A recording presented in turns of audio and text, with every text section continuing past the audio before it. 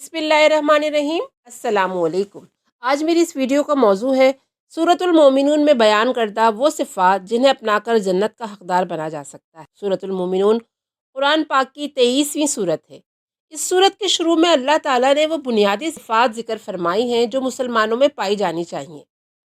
مسند احمد کی ایک حدیث میں حضرت عمر رضی اللہ تعالیٰ عنہ کے حوالے سے آن حضرت صلی اللہ علیہ وآلہ وسلم کا یہ ارشاد منقول ہے کہ اس سورت کی پہلی 10 آیتوں میں جو باتیں ذکر کی گئی ہیں، اگر کوئی شخص وہ ساری باتیں اپنے اندر پیدا کر لے تو وہ سیدھا جنت میں جائے گا۔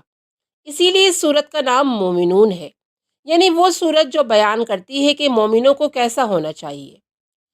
نیز نسائی میں روایت ہے کہ ایک صاحب نے حضرت عائشہ رضی اللہ تعالیٰ عنہ سے پوچھا کہ حضرت صلی اللہ علیہ وآلہ وسلم کے اخلاق اور اوصاف کیسے تھے؟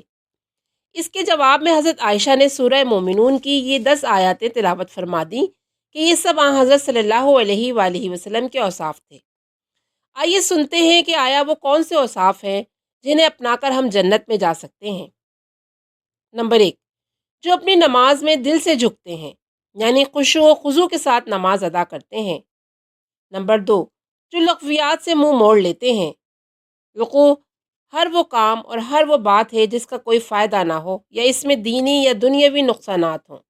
نمبر 3، جو زکوٰۃ ادا کرنے والے ہیں، اس سے مراد مالی فریضہ بھی ہو سکتا ہے اور اپنے آپ کو برے اعمال اور اخلاق سے پاک صاف کرنا بھی، اس کو بھی تزکیہ نفس کہا جاتا ہے۔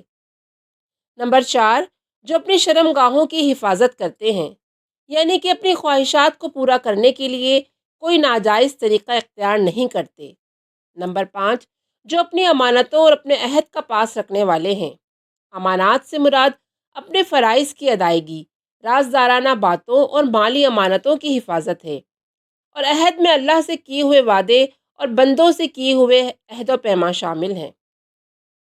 نمبر 6، اور جو اپنی نمازوں کی پوری نگرانی کرتے ہیں۔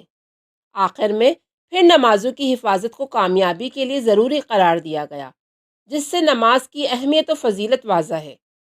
نمازوں کی نگرانی میں یہ بات داخل ہے کہ نماز کی پوری پابندی کی جائے، اور یہ بھی کہ ان کو صحیح طریقے سے آداب اور شرائط کے ساتھ ادا کیا جائے۔